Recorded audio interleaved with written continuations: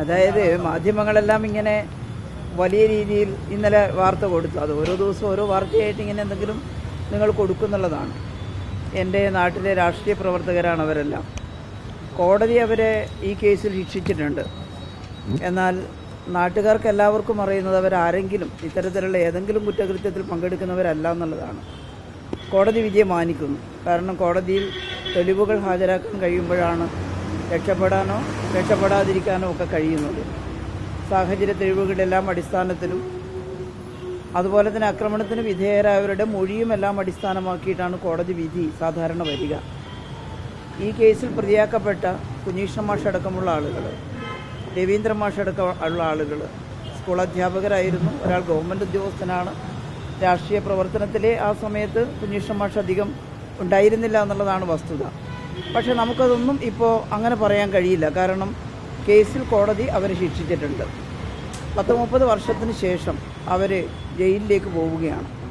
അവരുടെ കുടുംബാംഗങ്ങളെല്ലാം വലിയ സങ്കടത്തിലാണ്. കാരണം അവരാരും കുറ്റം ചെയ്തിട്ടില്ലാണെന്ന് അവരും വിശ്വസിക്കുന്നത്, കുടുംബാംഗങ്ങളും വിശ്വസിക്കുന്നത്. പക്ഷേ നമ്മൾ കോടതി വിധി അംഗീകരിക്കുകയാണ് ചെയ്തത്. അവർ ജയിലിലേക്ക് പോകുന്ന സമയം അവരുടെ കുടുംബാംഗങ്ങളെല്ലാം എൻ്റെ നാട്ടുകാരാണ്. അവരുടെ കുഞ്ഞുങ്ങളും അവരും എല്ലാം അവിടെയുണ്ട്. അവർ പോകുന്ന സമയത്ത് അവിടെ ഞാൻ ഉണ്ടായിരുന്നു എന്നുള്ളത് വസ്തുതയാണ്. എന്നാൽ നിങ്ങളെല്ലാവരും പ്രചരിപ്പിച്ചതുപോലെ, മാധ്യമങ്ങളിൽ കൊടുത്തതുപോലെ ഒരു വലിയ യാത്രയയപ്പ് എന്നൊന്നും അതിനെ കാണാൻ സാധിക്കില്ല.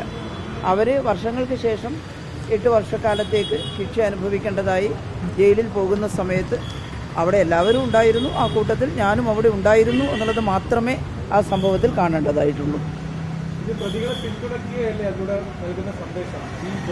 അങ്ങനെ യാതൊരു സന്ദേശവും അതിനകത്തില്ല.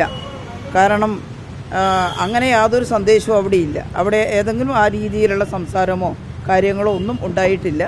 അവിടെ പോയി എന്നുള്ളത് വസ്തുതയാണ്.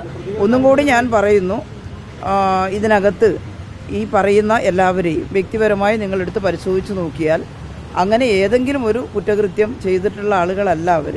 പക്ഷേ കോടതിയിൽ വന്ന സാഹചര്യ തെളിവുകളും മറ്റ് രീതിയിലുള്ള മൊഴികളും എല്ലാം അടിസ്ഥാനത്തിലാണ് കോടതി ശിക്ഷ വിധിച്ചിട്ടുള്ളത്. ആ ശിക്ഷയെ ഞങ്ങളെല്ലാം മാനിച്ചിട്ടുണ്ട്. അത് അതെ അതെ ഇല്ല, ഞാൻ അതുകൊണ്ടാണ് പറയുന്നത് കോടതി വിധിയെ മാനിക്കുന്നു. മൊഴിയുടെ അടിസ്ഥാനത്തിലാണ് ശിക്ഷ ഉള്ളത് എന്ന് നമുക്കെല്ലാവർക്കും അറിയാം. അതുകൊണ്ടാണ് ഞാൻ അങ്ങനെ പറയുന്നത്. അത്തരത്തിലുള്ള ചടങ്ങുകളിൽ പങ്കെടുക്കുന്നത് ശരിയായ പ്രവണതയാണ്. കാരണം ഇതൊരു ചടങ്ങായിരുന്നില്ല, അതൊരു ചടങ്ങേ ആയിരുന്നില്ല. അവർ ജയിലിലേക്ക് പോകുന്ന സമയത്ത് അവരുടെ കുടുംബാംഗങ്ങളും ബന്ധുക്കളും എല്ലാം സ്വാഭാവികമായിട്ട് അവർക്കതിൻ്റെ വിഷമമുണ്ടല്ലോ. ആ പോകുന്ന സമയത്ത് നാട്ടുകാരെല്ലാം അവിടെ ഉണ്ടായിരുന്നു. ആ കൂട്ടത്തിൽ ആ നാട്ടുകാരി എന്നുള്ള നിലയിൽ ഞാനും അവിടെ ഉണ്ടായിരുന്നു. അത്രയേ ഉള്ളൂ. അങ്ങനെ വിളിച്ചു കൂട്ടിയ ഒന്നായിരുന്നില്ല അത്. എല്ലാവരും വന്നു ചേർന്നതാണ് അവിടെ.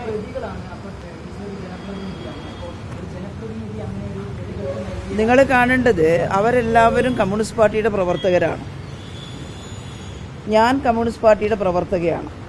ജനപ്രതിനിധി എന്നുള്ള നിലയിൽ ഞാൻ ഏതെങ്കിലും ഒരു കുറ്റകൃത്യത്തെ ന്യായീകരിക്കാനല്ല അവിടെ പോയിട്ടുള്ളത്. കുറ്റകൃത്യത്തെ ഇതുവരെ ന്യായീകരിച്ചിട്ടുമില്ല.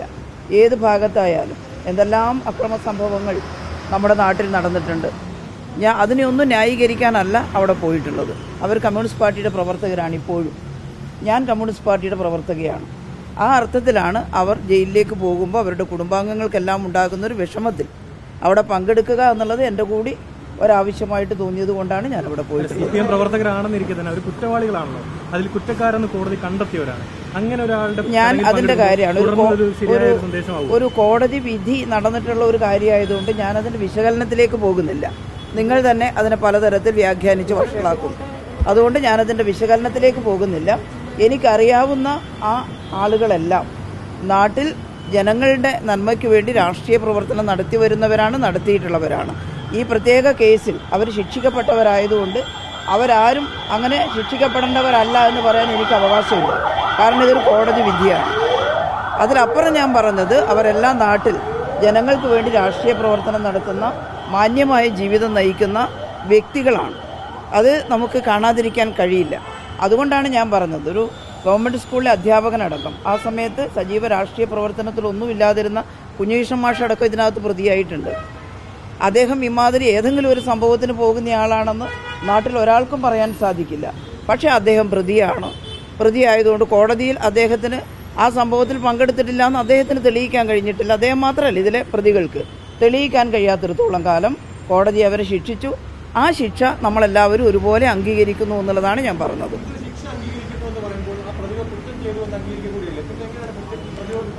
അങ്ങനെയാണോ ഞാൻ പറഞ്ഞതിൻ്റെ? അത് വ്യാഖ്യാനിച്ചിട്ട് നിങ്ങളതിനെ അർത്ഥം കണ്ടെത്തണ്ട. ഞാൻ പറയേണ്ടത് പറഞ്ഞു. അത് ഈ നാട്ടിലെ ജനങ്ങൾക്കും ബോധ്യമാവും. ഞാനൊരു വലിയ കുറ്റകൃത്യമല്ല അവിടെ ചെന്നിട്ട് ചെയ്തിട്ടുള്ളത്. ഒരുപാട് സങ്കടകരമായിട്ടുള്ള അനുഭവങ്ങൾ ഉണ്ടായ പ്രദേശമാണിത്. അത് നിങ്ങൾക്ക് പത്രക്കാർക്ക് മനസ്സിലാവുമെന്ന് എനിക്കറിയില്ല. ഞാൻ അതിൻ്റെ ഉള്ളടക്കത്തിലേക്കും വ്യാഖ്യാനത്തിലേക്കും പോകുന്നില്ല.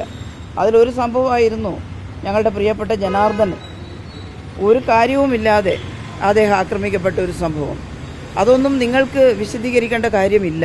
അതുകൊണ്ട് നിങ്ങൾ വിശദീകരിക്കില്ല, എനിക്കറിയാം. പക്ഷേ ഇത് നിങ്ങൾ പറയും പോലെ ഞാനൊരു യാത്രയയപ്പിനല്ല. പക്ഷേ അവരെല്ലാം ഞാൻ പറയുന്നു പാർട്ടി DC മെമ്പറും പാർട്ടി പ്രവർത്തകരുമായിട്ടുള്ള സഖാക്കളാണ്. അല്ലാതെ അവരെ പാർട്ടിയിൽ നിന്ന് പുറത്താക്കിയിട്ടുള്ളവരല്ല. ഞാൻ കമ്മ്യൂണിസ്റ്റ് പാർട്ടിയുടെ പ്രവർത്തകയാണ്. അതുകൊണ്ട് തന്നെ എൻ്റെ പാർട്ടിയിൽപ്പെട്ട സഖാക്കളാണ് 8 വർഷക്കാലത്തേക്ക് ജയിലിൽ പോകുന്നത്. അതെങ്കിലും കുറ്റകൃത്യത്തെ അംഗീകരിക്കുക എന്നുള്ളതല്ലത്.